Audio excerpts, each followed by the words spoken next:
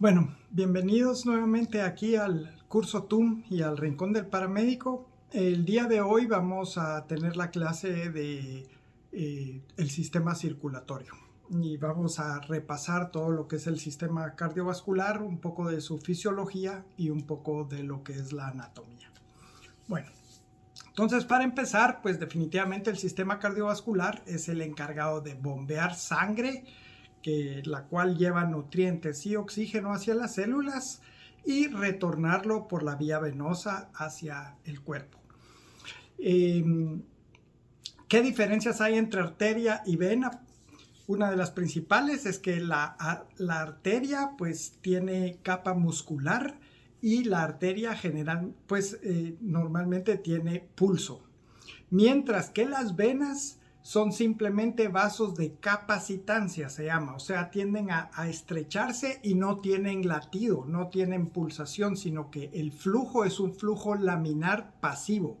Por eso es que las venas utilizan un sistema valvular donde las válvulas se abren cuando pasa la sangre y vuelven a cerrarse.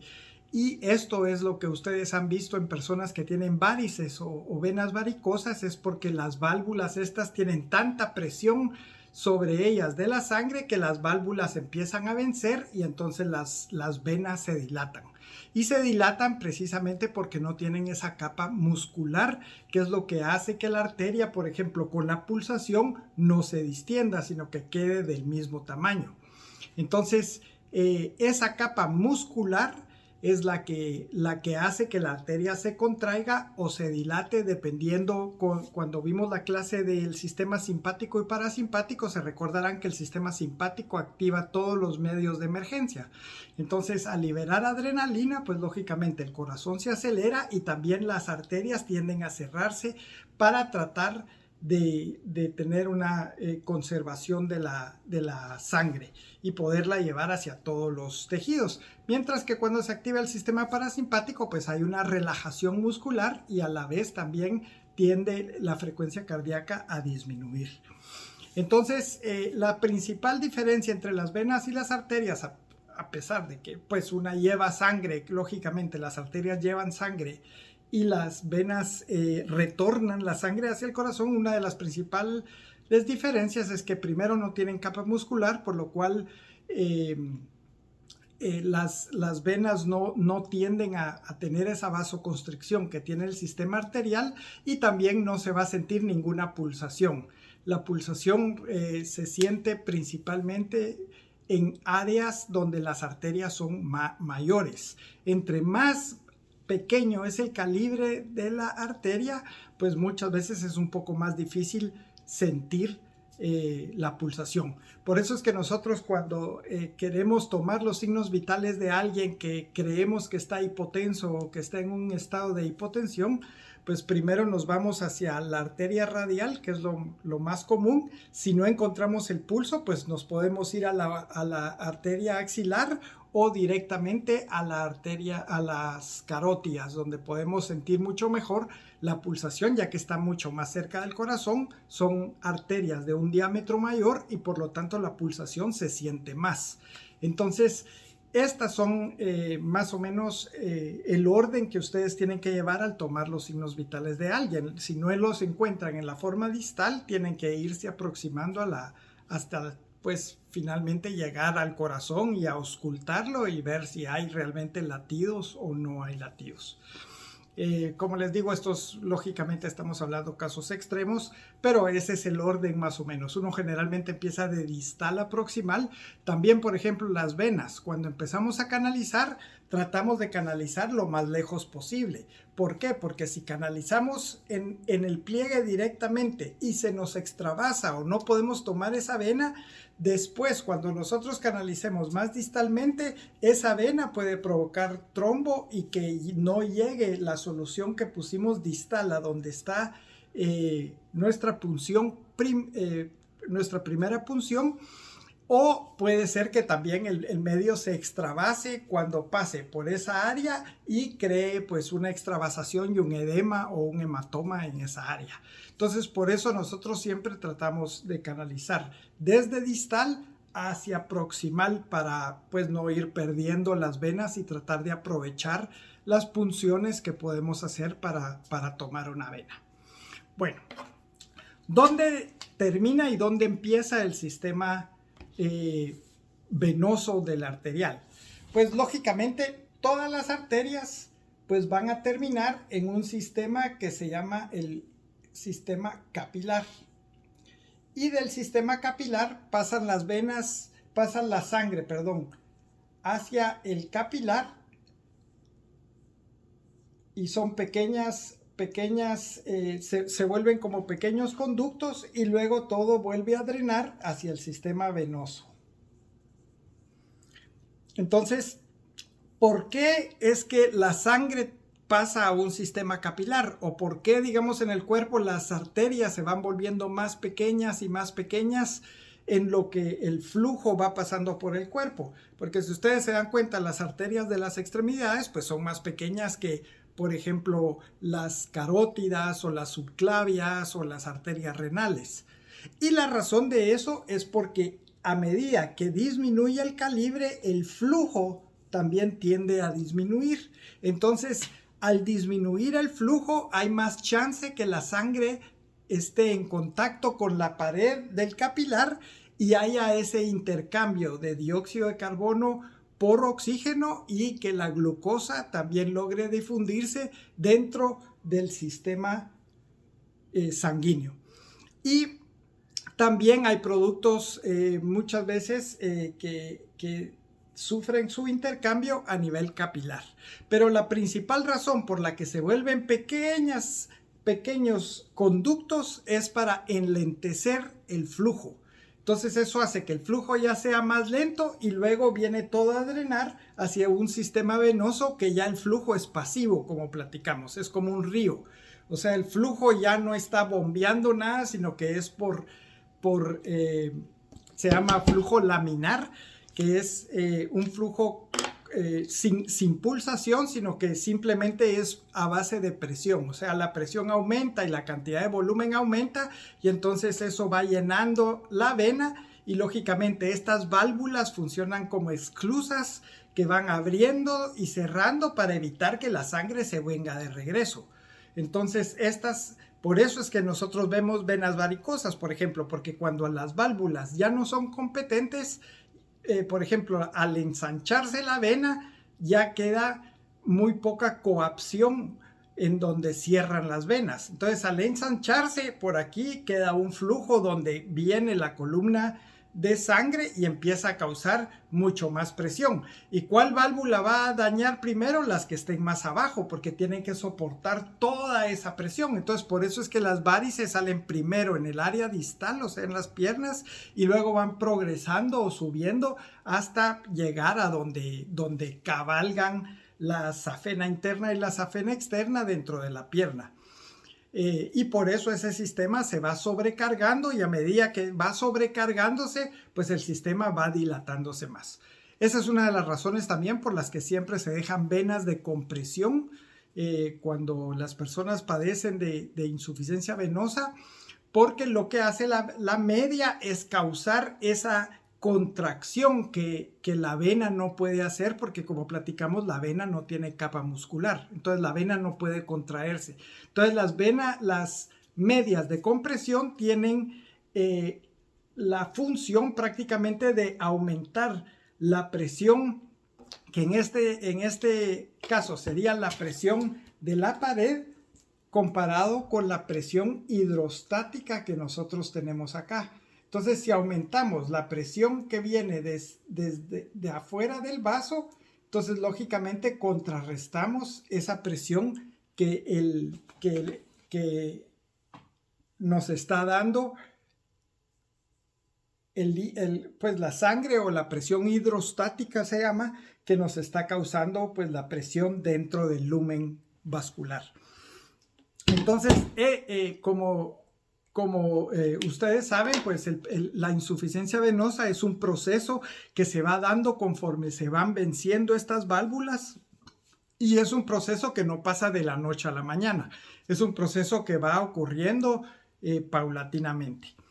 También, lógicamente, dentro del sistema arterial tenemos problemas de a veces ensanchamientos, pero esto generalmente ocurre porque hay depósitos de colesterol prácticamente que van erodando la pared vascular, y este colesterol pues se va depositando dentro de la íntima, que es la capa principal o la capa interna. Nosotros tenemos tres capas acá: la capa de íntima, que es la que está en contacto con la sangre; luego tenemos la muscular, que es la que encargada, como mencionamos, de hacer vasoconstricción; y luego tenemos la adventicia, que es lo que cubre el vaso en su parte externa. Esto es arteria.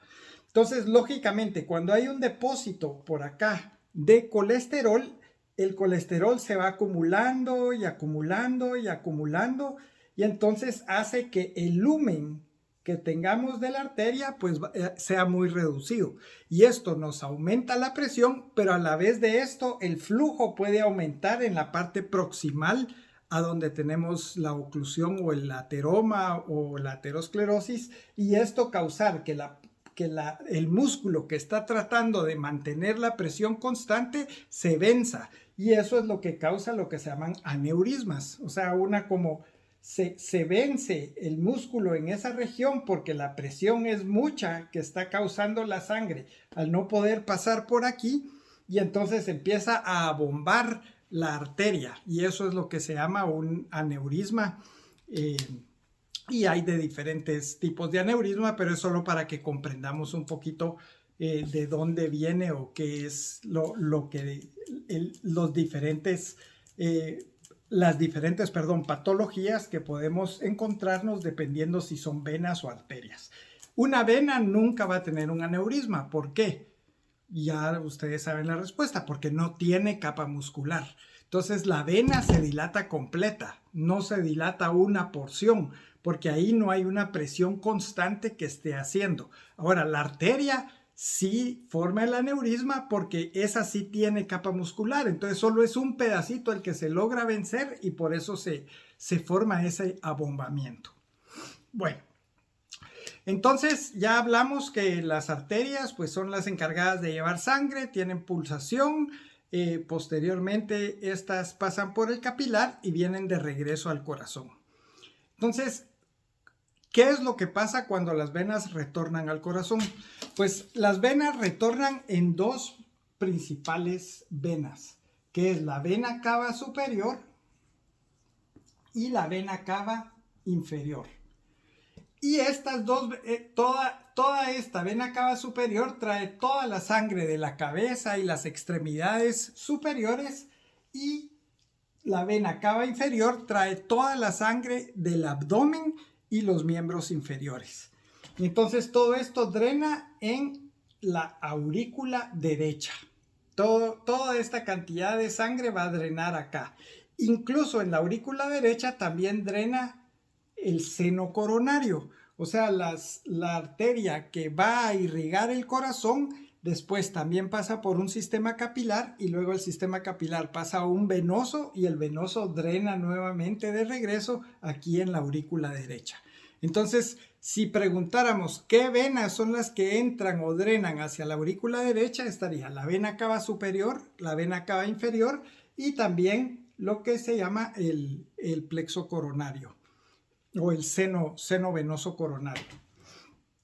Después, acá, cuando todo drena hacia la aurícula también es lo que se llaman, las aurículas son las que reciben sangre y los ventrículos son los que empujan sangre. Entonces, lógicamente también la cantidad de músculo es mayor en los ventrículos que en las aurículas, porque la aurícula también es capacitancia, es solo recoger la sangre y luego, empujado por la contracción cardíaca y la gravedad, pasa por una válvula que se llama tricúspide. ¿Por qué tricúspide? Porque está formada de tres cúspides, como que fuera una flor que se abre y se cierra, se abre y se cierra, y deja pasar la sangre de aquí hacia esta parte, que sería el ventrículo derecho. Entonces tenemos aquí, ya mencionamos, la válvula tricúspide. Esta es la válvula tricúspide. Después de que la sangre entra al ventrículo derecho, esta sangre sale por medio de la arteria pulmonar y esta es la única arteria en todo el cuerpo que lleva sangre venosa, porque todavía no se ha oxigenado la sangre todavía no ha pasado por los pulmones.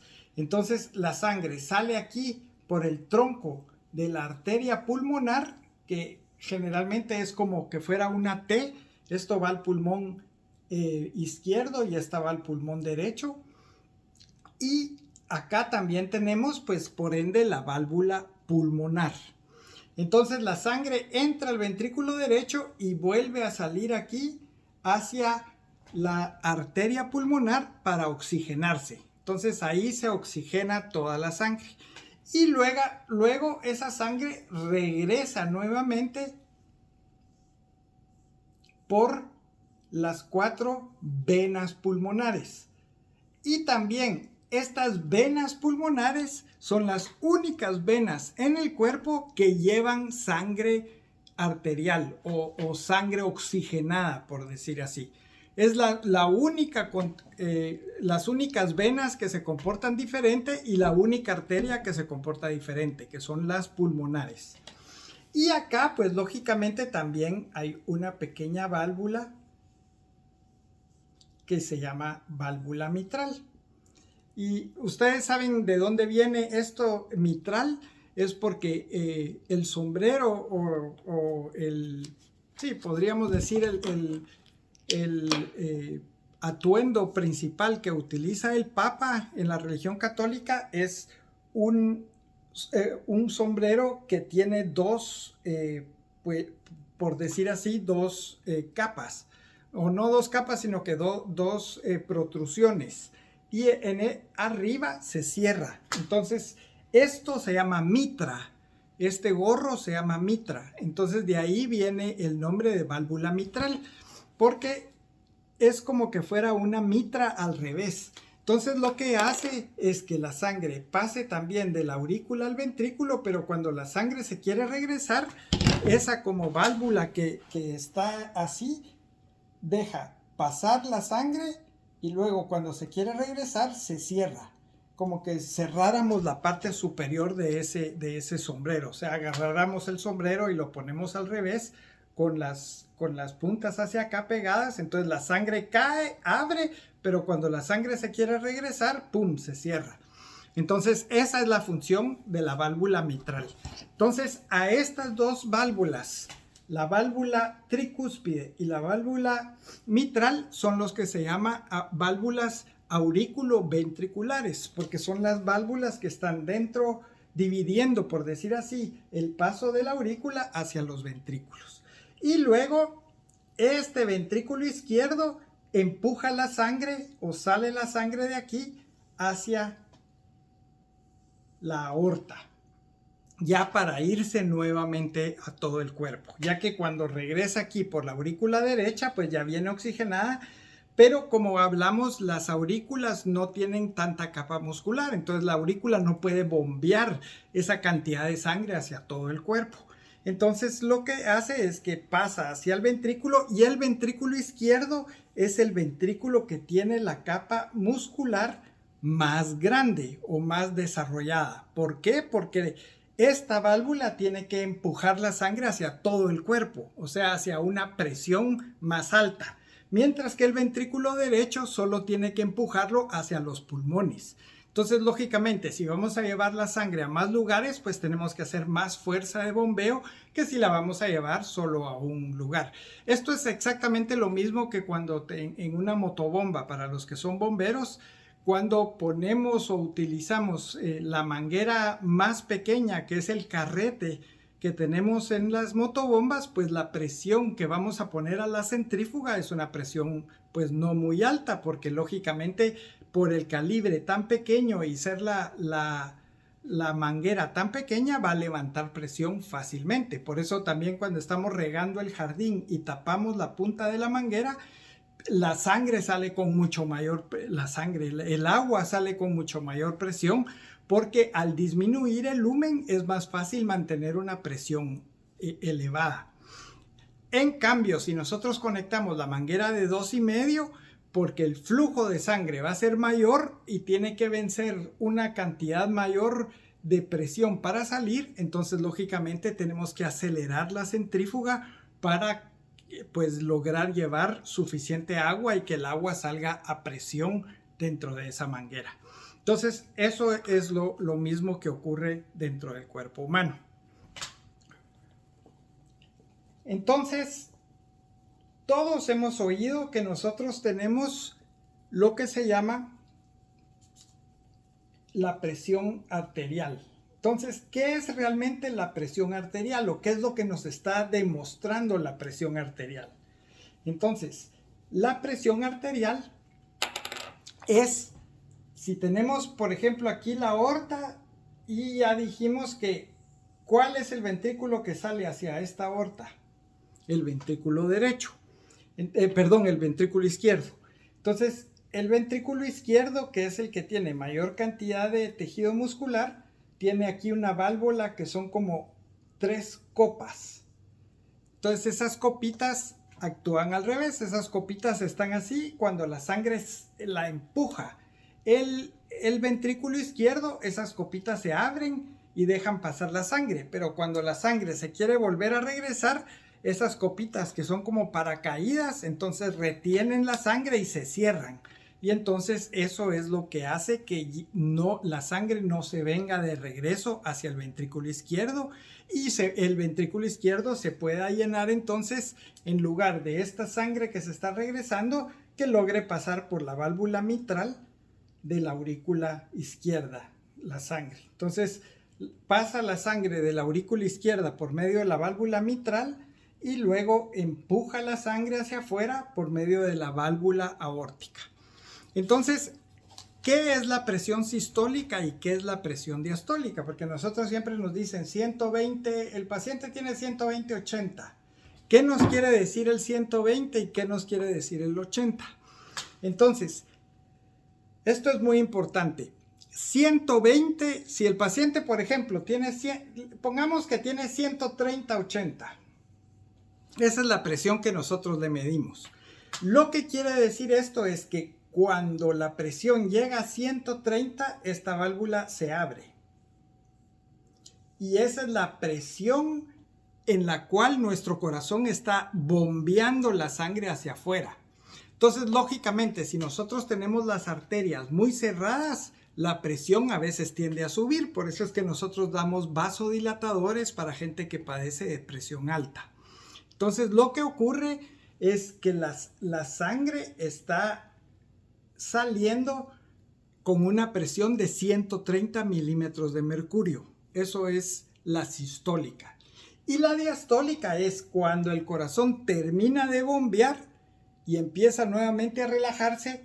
A los 80 es cuando esta válvula que estaba abierta para dejar pasar la sangre, entonces la sangre se empieza a tratar de venir de regreso y la válvula se cierra. Entonces, el 80 es el cierre de la válvula aórtica. Entonces, para resumirlo y de una manera más fácil, la presión sistólica es a la presión en la que se abre la válvula aórtica y la presión diastólica es a la presión en la que se cierra la válvula aórtica.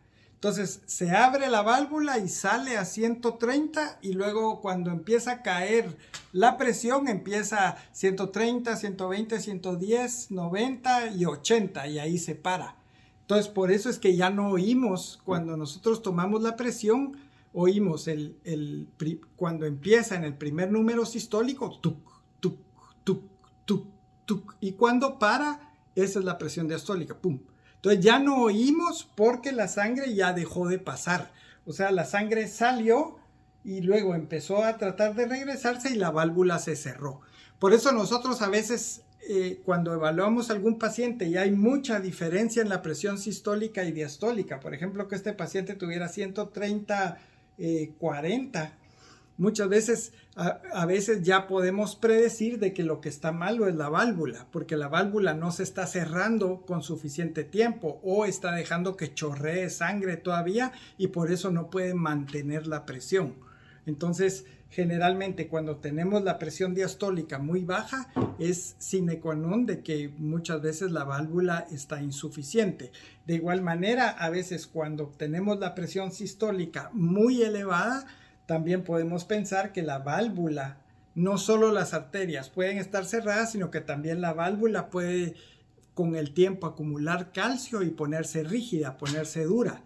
Y es lo que se llama una estenosis aórtica. O sea, la válvula aórtica ya no se abre bien porque lógicamente tiene todo este calcio alrededor y eso hace que muchas veces el corazón tenga que hacer mucha fuerza para tratar de vencer esa estenosis aórtica y no logra levantar la presión. Tiene que hacer mucha fuerza y no logra levantar la presión. Entonces, esto a veces nos hace sospechar de que probablemente el paciente tenga algún problema con la válvula, además de otras cosas, y por eso uno pues ya le pide diferentes estudios, un ecocardiograma para ver qué tan bien se está abriendo o cerrando la válvula y otros estudios para determinar que todo esté adecuadamente. Entonces ya platicamos de lo que pasa internamente en el corazón y cómo es que la sangre pues entra y sale. Ahora, ¿cómo se alimenta el corazón? ¿Cómo recibe el sangre? Porque definitivamente nosotros, pues el corazón es un músculo y el músculo por ende también tiene que alimentarse. Pero el corazón, a pesar que está lleno de sangre, no agarra la sangre dentro de los ventrículos para él mismo alimentarse, sino que lo que ocurre es que recuerden que la sangre que tiene que también alimentar al corazón es una sangre que ya haya pasado por los pulmones y tenga oxígeno. Entonces, aquí arribita de la válvula aórtica, pongamos que aquí tenemos la válvula aórtica. Tenemos dos pequeños orificios. El de la coronaria izquierda y el de la coronaria derecha. Yo sé que aquí parece como que esta fuera la contraria, pero es porque la imagen está invertida en el teléfono. Pero vamos a poner de que este es lado izquierdo y esto es lado derecho. Entonces, cuando la válvula se abre, la sangre sale para acá. Pero cuando la válvula se cierra, la válvula aórtica y la sangre tiende a venirse de regreso, se mete dentro de las coronarias. O sea, la válvula aórtica se cierra y entonces la sangre que queda aquí se va hacia las dos coronarias para irrigar. Entonces, aquí también podemos decir que son las únicas arterias que se llenan en diástole. Todas las demás arterias son en sístole. O sea, cuando se abre la válvula aórtica y sale la sangre, irriga todo. Pero las coronarias, como en ese momento está la sangre saliendo hacia afuera con una presión muy alta, si de una vez se fuera dentro de las coronarias, esa presión tan alta incluso puede a veces reventar una arteria coronaria o causar un sangrado. Entonces generalmente se levanta la presión y luego cuando viene hacia abajo y la válvula se cierra, entonces ya se mete la sangre hacia las coronarias. Entonces, ¿cuáles son las dos o cuáles son las arterias que irrigan el corazón? Entonces, la coronaria izquierda se divide en la descendente anterior, que es la que va a irrigar principalmente toda la cara anterior del ventrículo izquierdo, y como mencionamos, el ventrículo izquierdo es, por decir así, el más delicado, porque si tenemos un problema del lado izquierdo ya no bombea suficiente sangre hacia todo el cuerpo y puede causarnos problemas para pues desmayos o que perdamos la conciencia porque no logramos levantar la presión si tenemos falla del ventrículo izquierdo. Y lógicamente todos los órganos no se van a llegar a perfundir y empezamos a tener un fallo multiorgánico. Cuando el corazón no es capaz de bombear la cantidad de sangre para oxigenar o administrar sangre hacia todos los órganos, es lo que se llama un fallo de bomba o una insuficiencia cardíaca, porque el corazón no es suficiente con el bombeo que tiene para cumplir los requisitos de llevar sangre hacia todo el cuerpo. Entonces, por eso es que son tan peligrosos los infartos del lado de la coronaria izquierda, porque esos pueden hacer que la fracción de eyección, o sea, la cantidad de sangre que sale por cada latido, disminuya demasiado y el corazón sea insuficiente para mantener una buena perfusión hacia todos los demás órganos, y los órganos empiezan poco a poco a sufrir isquemia, a sufrir hipoxia, y se empiezan a deteriorar, y pues esto ya se vuelve una cascada donde se empiezan a deteriorar todo poco a poco y finalmente pues acaban en un paro cardíaco. Entonces la arteria izquierda se va a dividir en la descendente anterior y otra que se va hacia la parte posterolateral, que es la circunfleja. La descendente anterior y la circunfleja. Luego, esta descendente anterior también tiene unas pequeñas que le salen tributarias, que estas son las que se llaman diagonales. ¿Por qué diagonales? Porque simplemente están en una trayectoria diagonal, como ustedes lo pueden ver. Entonces, la primera diagonal, segunda diagonal, tercera diagonal. Pero lo más importante, como les digo, es saber que la coronaria izquierda es la que va a dar la circunfleja y la descendente anterior, que esto es donde es mucho más peligroso un infarto, que si el infarto es acá únicamente en una de las diagonales o acá en la parte de la circunfleja, por ejemplo. Por supuesto, todo infarto pues trae de por sí un espacio donde, digamos, si el infarto es en esta área, infarto quiere decir falta de sangre. O sea, el infarto puede ser provocado o por un trombo, o sea, el colesterol que se fue almacenando ahí por tiempo hasta que logró tapar la arteria, o por un émbolo. Puede ser un pedazo de un coágulo o algo que se haya desprendido de otra parte del cuerpo y venga a alojarse y a tapar esta área. A eso es lo que se le llama tromboembolia, porque el coágulo viene de otro lado, no se originó de ese mismo lugar. Entonces, todo el tejido que está distal a donde está el infarto, lógicamente ya no recibe suficiente sangre y por ende empieza a sufrir y ya no empieza a contraerse de la misma manera. Entonces, todos los infartos pues definitivamente llevan dependiendo la severidad, cierto grado de insuficiencia cardíaca o cierto grado de incompetencia, donde el músculo pues ya no se va a contraer de la misma manera que cuando había una perfusión adecuada. Y la coronaria derecha generalmente se va a la parte posterior del corazón y se va todo el área en la parte de atrás. Entonces, por eso la coronaria derecha se le llama también acá la coronaria posterior. Y estas son las, por decir así, estas dos coronarias son las que se encargan de irrigar todo el corazón. Después de que también estas arterias van hacia el músculo, van hacia un sistema capilar, que fue el que explicamos anteriormente, luego desembocan en venas coronarias y las venas coronarias van a dar ¿a dónde? A la aurícula derecha, que fue lo que habíamos visto hace unos minutos. Entonces la sangre entra, la sangre que nutre al corazón entra por las coronarias y sale por el seno venoso en la coronaria derecha. Entonces esa es la circulación que tiene la sangre. Lógicamente, si nosotros tenemos la presión muy alta, muchas veces eso también puede dañar la raíz de las coronarias. Entonces hay que tener mucho cuidado con pacientes que sufren hipertensión para que no vayan a estar teniendo isquemia transitoria o isquemia completa cardíaca.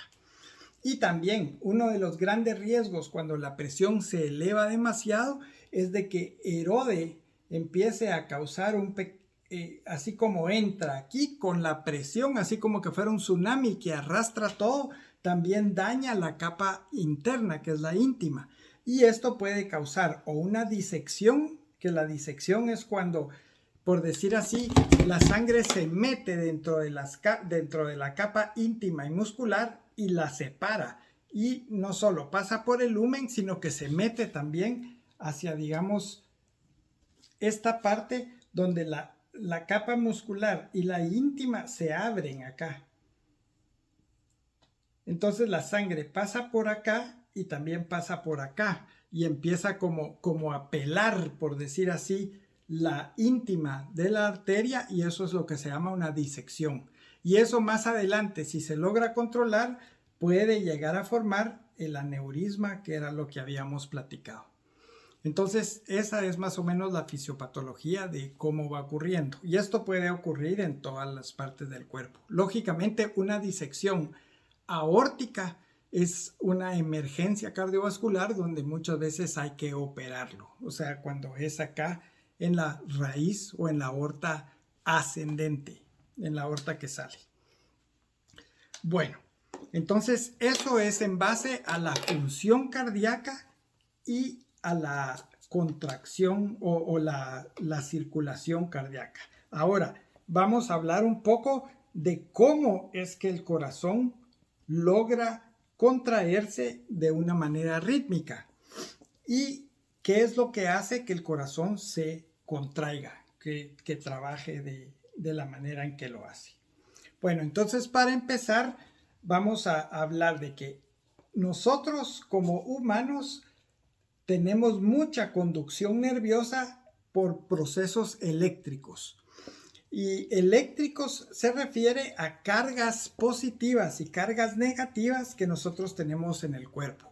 Nosotros tenemos potasio y tenemos sodio, que son electrolitos. ¿Por qué se llama electrolito? Porque el electrolito tiene una carga, ya sea una carga positiva o una carga negativa.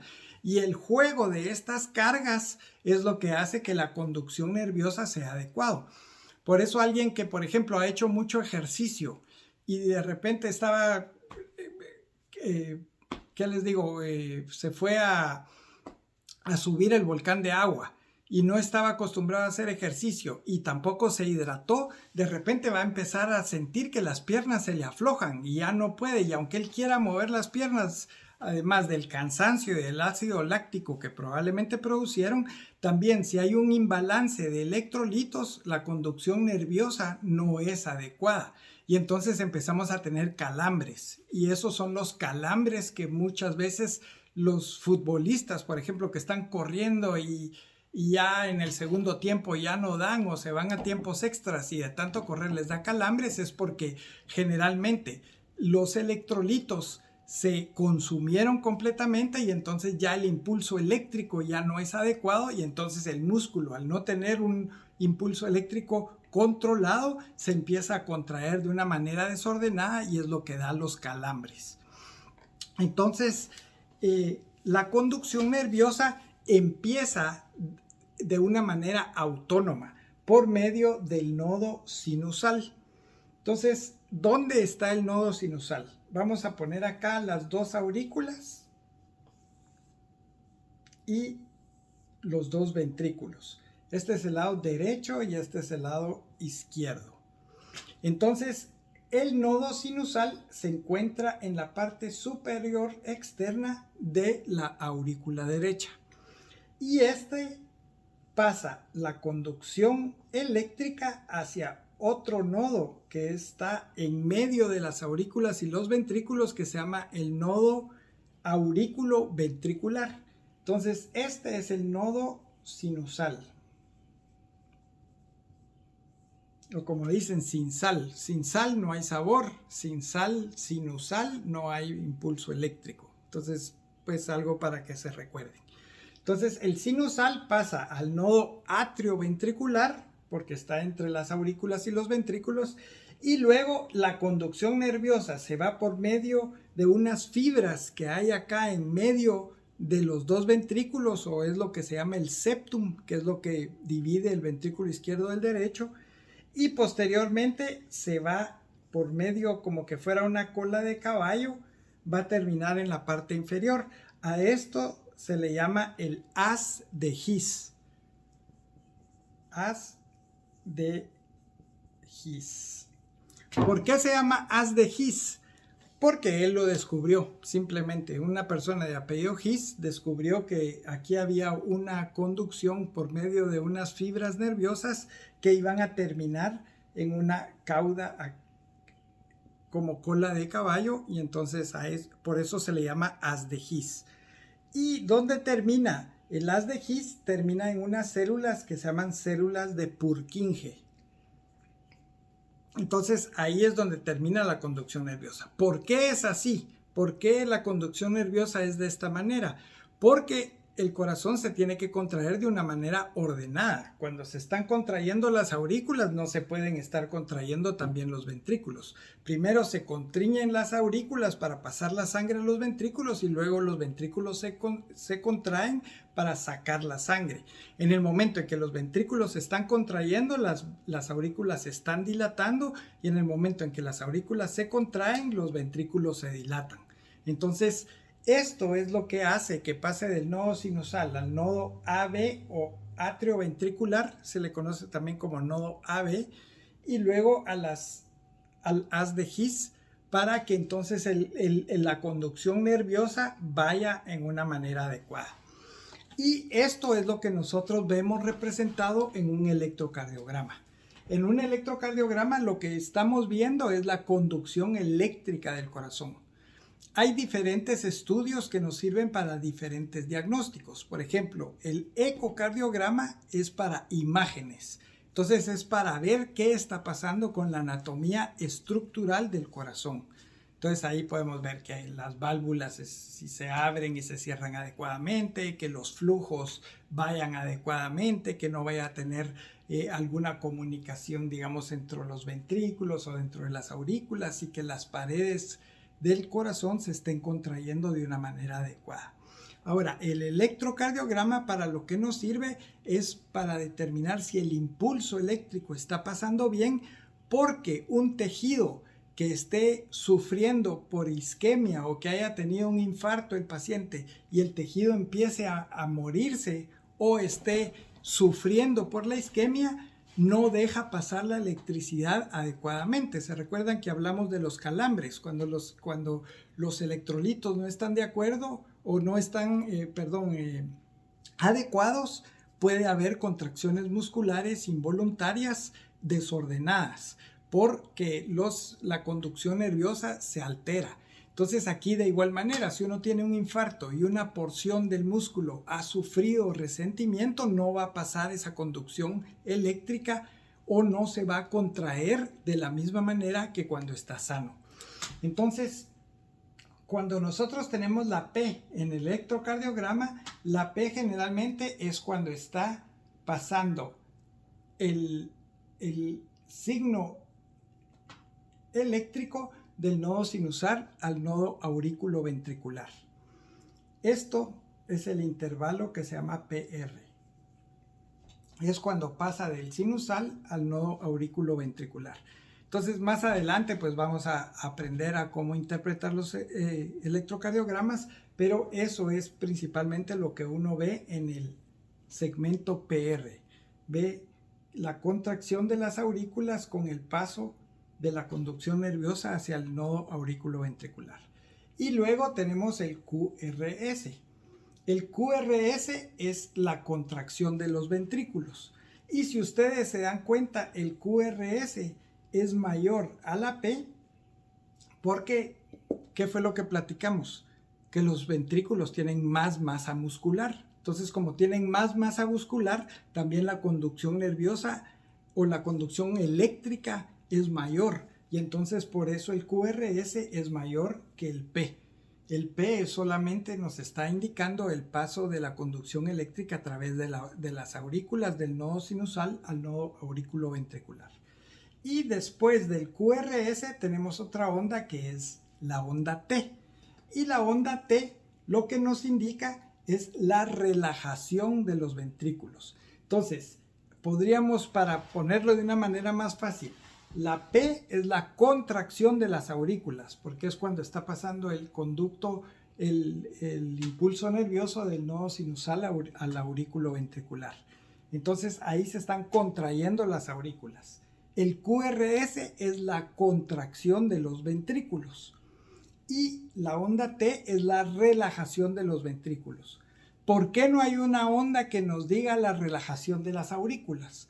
Porque la relajación de las aurículas está pasando en el momento en que se están contrayendo los ventrículos. Entonces por eso es que no se mira. La contracción de los ventrículos, que los ventrículos son más grandes, enmascaran la relajación de las aurículas. Entonces vemos contracción de aurícula, contracción de ventrículo y relajación de los ventrículos.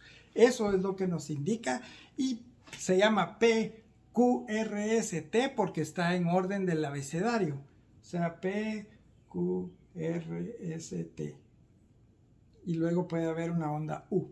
Entonces, es simplemente porque va de acuerdo al abecedario. Entonces, esto es principalmente lo que nosotros vamos a ver dentro de un electrocardiograma. Vamos a determinar, dependiendo dónde esté la anomalía. Si nosotros tenemos una P grande, por ejemplo, podemos pensar de que las aurículas están dilatadas y empezamos a buscar la patología por qué están dilatadas. O si tenemos el segmento PR demasiado largo o que no conduce, por ejemplo, podemos pensar de que el nodo sinusal esté enfermo y está mandando el impulso eléctrico, pero el nodo auriculoventricular no lo está recibiendo, o pues alguna anomalía dentro de esta área.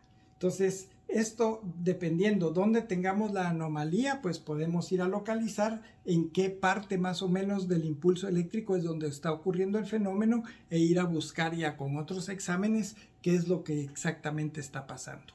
Entonces, el electrocardiograma nos sirve como un examen inicial para más o menos averiguar en una manera burda o en una manera general cómo se está comportando el corazón.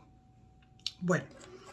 Esto es el repaso principalmente del sistema cardiovascular hacia un poco a grandes rasgos.